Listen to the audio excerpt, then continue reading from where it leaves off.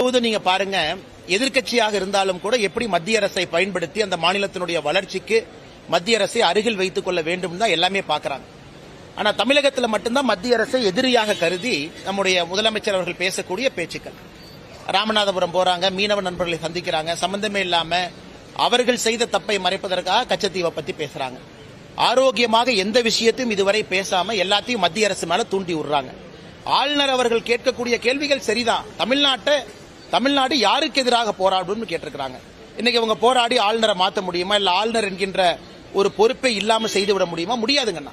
அதனால திராவிட முன்னேற்ற கழகத்தை பொறுத்தவரை மக்களை வேண்டுமென்றே தூண்டிவிட்டு மக்களிடம் ஒரு போராட்ட மனநிலையை தேவையில்லாம உருவாக்குறாங்க. இது ஒரு ஆளும் கட்சி செய்ய வேண்டிய வேலையே இல்ல. ஆளும் கட்சி எல்லாவற்றையும் அனுசரிச்சு தான் போகணும்.